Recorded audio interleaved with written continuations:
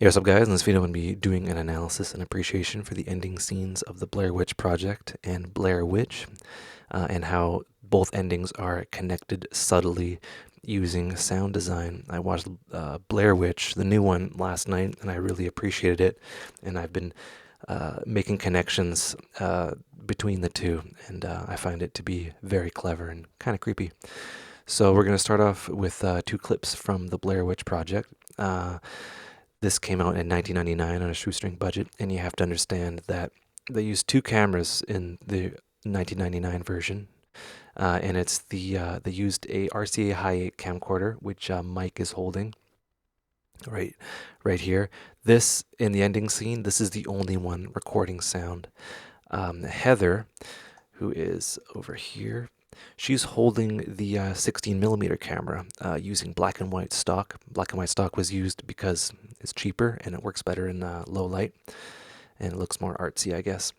And she's using that, and it does not have the ability to record sound. That's why Mike was using it, and he had like a sound recorder to record sound externally. He's obviously not using that right now, so the only sound in the ending scene is Mike's hi-fi, no, RCA High 8, a little thing right there. And this makes the ending far more creepier. So I'm gonna play something here.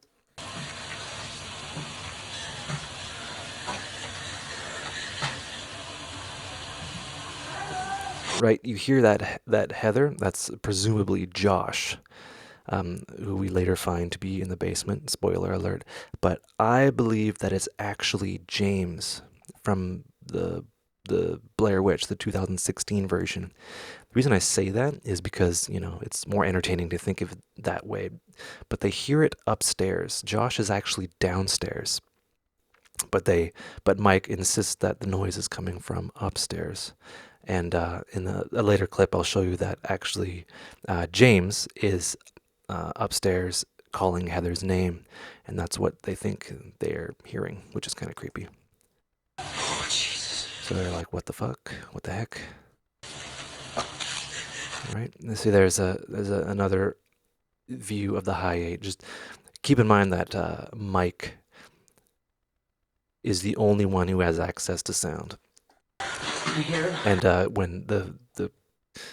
when it's in color, Mike's that's the RCA High 8, and when it's black and white, it's a 16 millimeter. Josh! So Mike gets it in his head that Josh is upstairs, but it's actually James. I've already established that. Josh! Right. Also, Going upstairs. right. So notice this scene right here. This is kind of blurry, but it's the handprints at the top of the stairs. This is a very iconic piece of imagery, and it's kind of everyone. When you think of the ending of the Blair Witch in the house, this is the wall that you see. Right?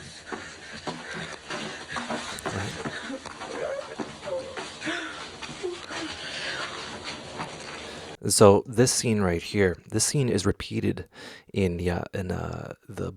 the scene is repeated in Blair Witch, the 2016 version. James does this exact kind of walk up here, and then there's a jump cut, and we'll see that in the 2016 version.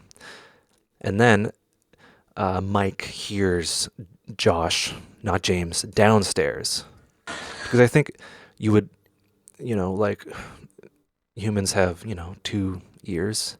We can calculate distance and where things are coming from. Our minds are pretty smart. We can pick up delays in reflections, coming from a basement to upstairs. So, yeah, anyway. I hear him downstairs! So he runs downstairs. Mike runs downstairs. And mind you, he's the only one who has audio. He books it. And Heather's like, oh my God. He books it, and Heather is frozen in fear. So we go off to the next little part, and you hear her from the distance. Okay, after Mike gets knocked out here.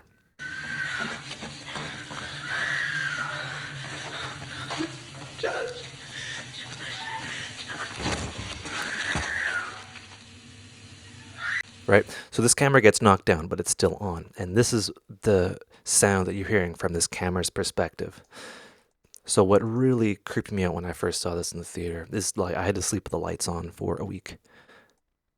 This is Heather, and you can hear Heather screaming, and the black and white camera is the camera that Heather's holding, but she sounds like she's distant. And as she gets closer to the basement, to the camera, she gets louder and louder, and the screams get louder and louder. And I found this to be, using the limited technology, it's very chilling.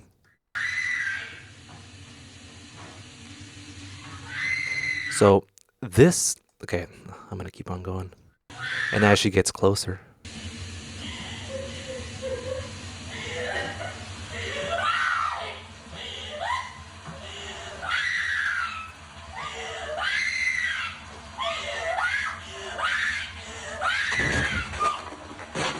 right? She's the camera, she's in the room, but the camera's not facing her. It's picking up the reflections of the wall. She still sounds distant, and it's kind of like echoey. Anyway, let's move on here. And this is so as soon in the 2016 version, Blair Witch, as soon as I saw the house, I was locked in, and in my mind's eye, I continued to have the Blair Witch Project, the 1999 version, in my head, and they cleverly kind of prime you to think that Heather is in there with this scene right here. Oh, wait. Which one is it? This one? All right, I got these mixed up. So I'll just do that. All right, so they're approaching the house. Here, Heather. That's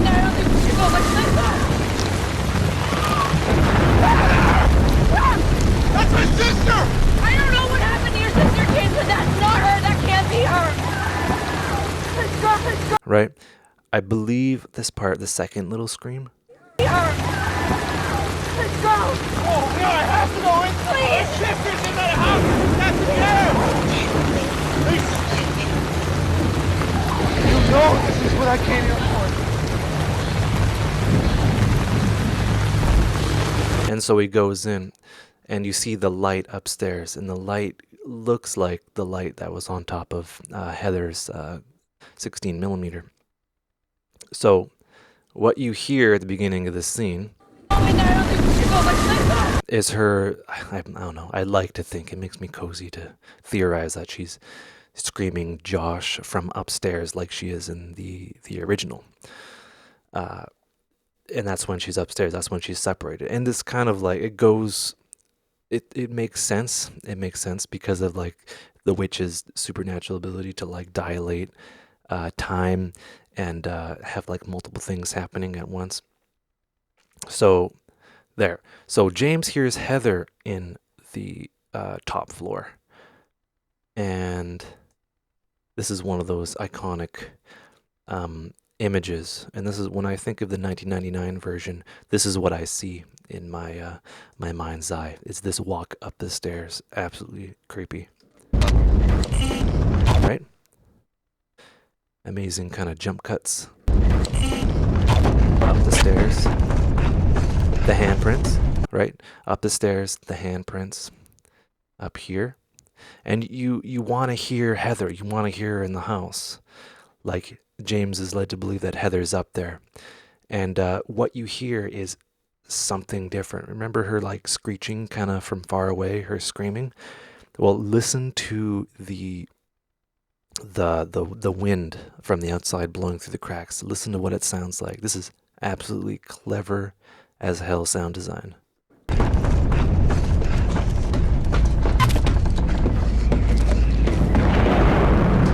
You hear that? That's my ears. I was trying to hear Heather up there in the house, and I got something that sounded similar but wasn't her, which made this particular moment far more unsettling. Right? Goes back to the staircase. You can see the hands. It's that franticness.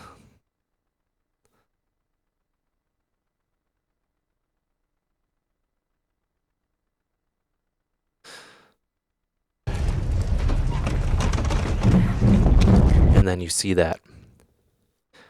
And he yells out what we're all thinking. Heather! Right? Yells out Heather in the top floor. And that's why Mike from the original thought that Josh was on the top floor. Because like the time is being merged and all that fun stuff.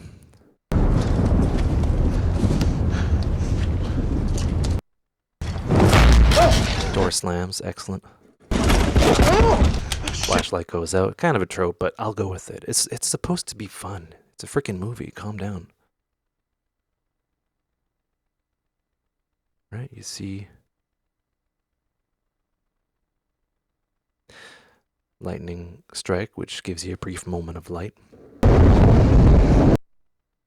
And then not Heather. You know, another scream of Heather's might have been the scream that they heard. They thought Josh was making. Right. All right.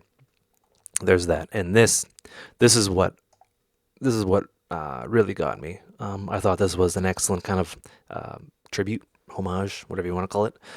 It's this final scene right here. They're both facing the corner. Spoiler alert. We can't look directly at it.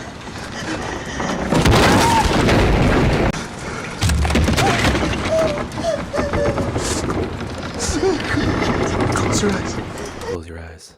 And you're stepping. Excellent sound design. Very unsettling. It's all about what you don't see. Sorry.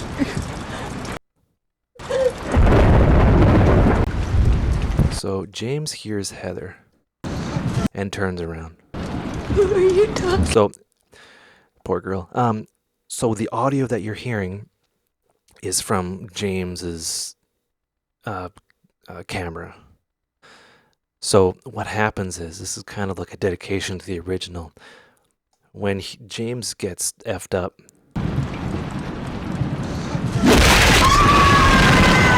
you hear the audio, the same kind of flavor of a distance that was in the original, like the distant audio from like the subject. Her screaming is not being directly captured by the camera.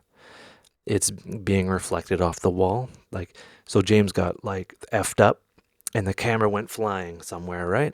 And you know, then you hear, I believe her name is Lisa, she starts screaming. And I found that to be very subtle, clever, and an excellent kind of tribute.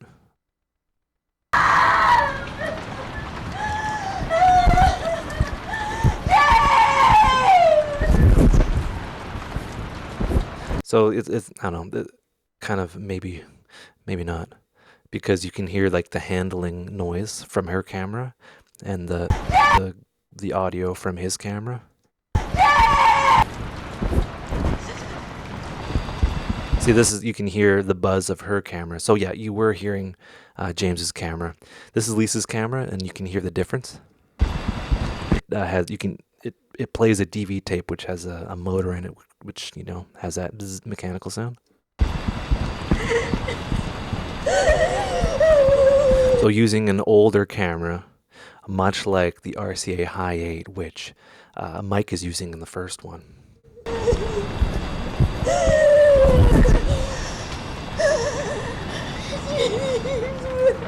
And this is a tribute to, you know, the scene where Heather is in the tent, and like boogers and stuff are coming out of her nose, and she's very upset.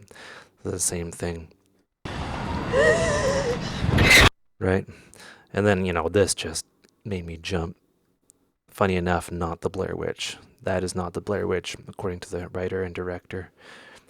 Anyway, that's about all I have. I found it, you know, I really appreciated the sound design, especially when they were like hiking and stuff like that. wearing headphones. Every single twig break, every piece of like dry leaves stepping, like every footstep, amazing. Anyway, hope that was interesting. That was fun to do. Yeah, hope you learned stuff. Take care and have a good one.